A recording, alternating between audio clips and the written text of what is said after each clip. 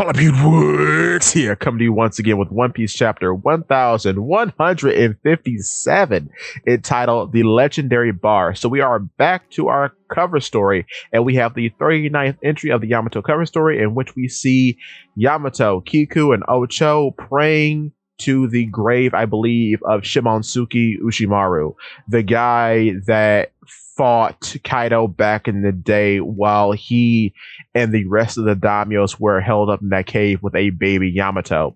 So, with that being said, I was correct, because in the 38th entry, I thought Oti was carrying a huge snowball, and that was true, because we see Oti in page 1 at the bottom of the stairway, and they have built a giant snowman of Kaido. So that's funny. A bit disrespectful since they're praying to the grave of the guy who got killed by Kaido, but okay, whatever.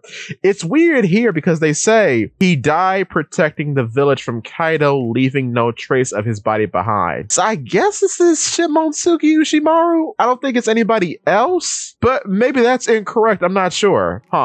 Okay, moving on with our chapter. The Rocks Pirates are invading a place called Foot Colony, Temple of the International Philanthropy Federation. This is a new place entirely. I don't think we've ever seen any place like this. And apparently they were holding money for poor children in need. But like Charlotte Lindland says, if that were true, you would have turned it over already. Very true. Very true. And in this shot, we see Merlon, Barbo, Charlotte Lindland, Ochoko or Wang Ji, and in the back is Ganzu. So this is a all hands on deck sort of situation.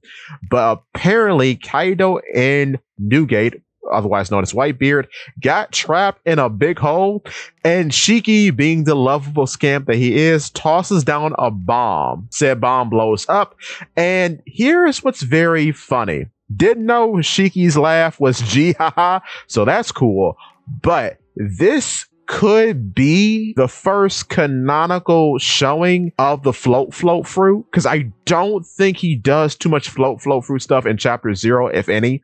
So yeah, because he seems to be levitating here with his legs crossed. So yeah, the float fruit has its first canonical appearance. Great. But I always knew that it was canon, especially seeing how Shiki is such a big part of the pirate mythos now. Very interesting, very cool, and it's very funny that Shiki's personality from the movie Strong World has been kept in place because he is a scamp, and that is very funny. So apparently, the Federation has locked the Rocks Pirates in, but that is no match for Newgate because the whole island gets tilted. The whole island gets tilted. The entire thing. There's a whole sea quake, everything. And that's why I say, too, that the tremor fruit or the quake fruit is kind of magical, because it's weird that it affects islands all in the same way like this, to where they look like a coin or a manhole cover bouncing off a hole. It's very weird that it is a perfect circle each time, because it's always depicted like this. I find that very interesting. But yeah, Newgate, Kyo, and Kaido break out of that hole thanks to Shiki, and I guess thanks in part to Newgate. Kyo berates Shiki for bombing them after Wang Ji rats him out as the one who blew them up. And Kyo and Shiki have some playful banter back and forth. And it looks like here, too, as Wang Ji is playing to Shiki, he is levitating here. So yeah, we get a lot of showings of the float fruit in this chapter, apparently, which is quite interesting. But that's when we get a very interesting note from Kaido, in which he's actually interested in devil fruits because he's jealous of the power that Whitebeard has. But Whitebeard in turn says to him, well, devil fruits aren't a game. You gotta choose wisely, because once you eat one, you're stuck with it for the rest of your life. And that's very true. After which the Foundation is plundered, but the Rocks Pirates are met with the Marines, and then they go to plunder them. From that point, we're given a very cool stats breakdown of all the Rocks Pirates' escapades. So, in a mere 2 years since their formation, the record of the Rocks crew spoke for itself. 16 documented raids, 76 sunken ships, 14 ports reduced to ash, 5 towns wiped off the map, 1 nation brought to ruin, 3 unprecedented violations of Article 18 of international law, which is something super weird that we've never heard of before. Never ever heard of international laws even being a thing in One Piece as far as I know. If you all remember anything like this, please put it down in the comments. I would love to do another video about this. But yeah, I love how the Roxas reign of tyranny is opening up the politics of the One Piece world. Fascinating. And 25 criminal records quietly erased. What were those criminal records? We don't know, but that's quite interesting. And then we get another little power display from Rox. I still say that's a Delphin ability because that swordsmanship is far too weird. But it looks like it's a regular explosion. Nothing particularly unique about it, as it seems as though Rox is using his famous explosion slashes to blow apart this marine vessel. But then it goes on to say, in a very interesting way, even with the future Pirate King Gold D. Rogers sailing the seas, it would not be an overstatement to refer to this period as the era of Rox.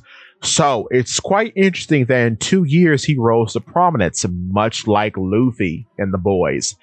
And it's very interesting that he's going against the status quo and doing things people don't usually do, like what Luffy and Buggy are doing in the story.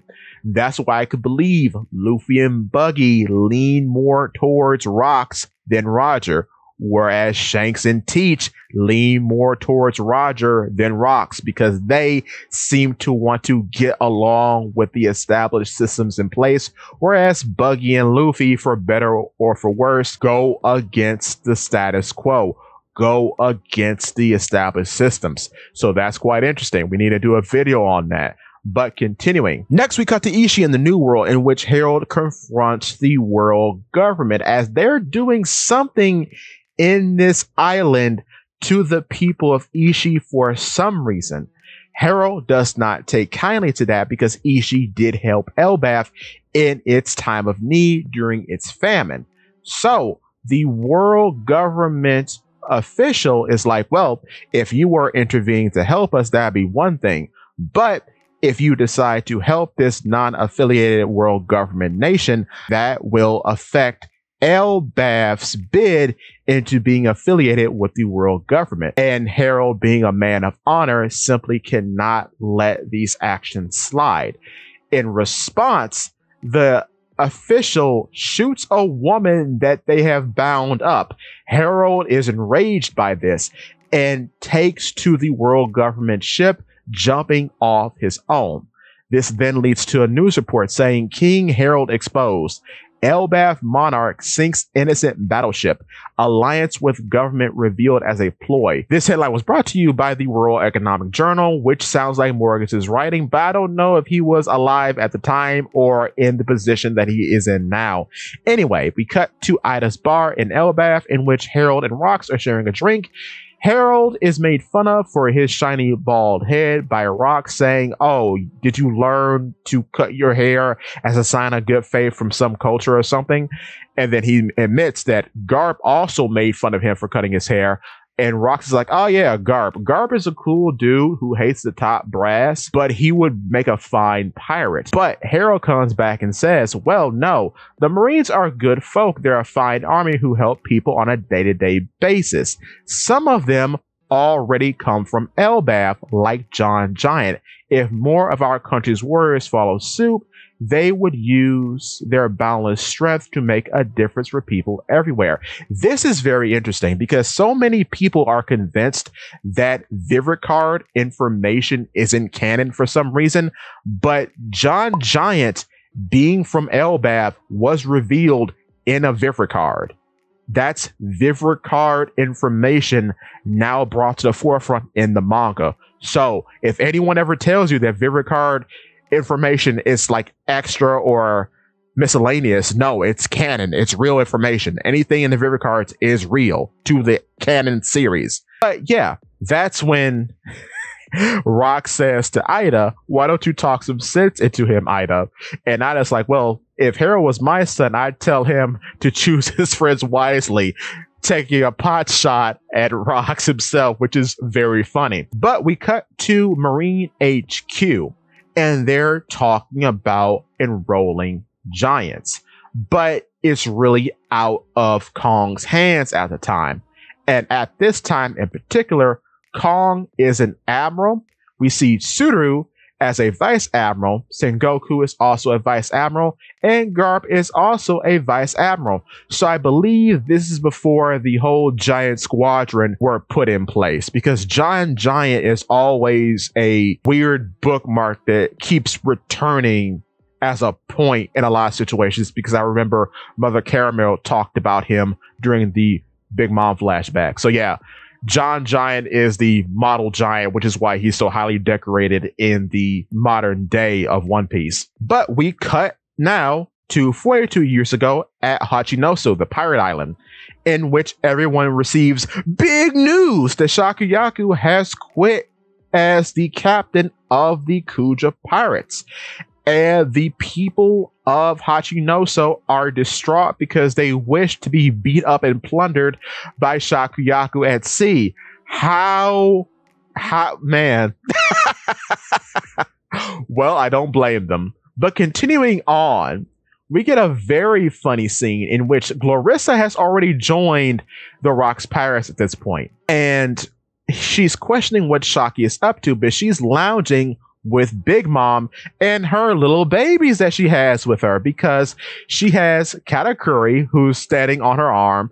We have Oven nearby, and standing by Glorissa, I believe that's Daifuku, because the little bald kid. So that's really cool. But I don't know where Kampo and Perospero are, as they are the oldest son and daughter of Big Mom. So I just don't know where they are. That's very interesting that the triplets were shown off here. Next, we get further insight to Stussy and Newgate's relationship, and I love Stussy as she says, it's always Shakky this, Shakky that. At least you've only got eyes for me, right, Newgate? And Newgate's like, I've never been in love with you.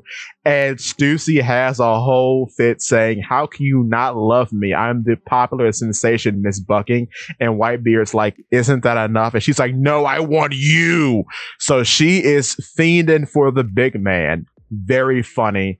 I love the Rocks Pirate Girls. They're great. They're so funny. I love them all. I want Stussy as a main character, bro. She's great. I wonder if the clone acts the same way.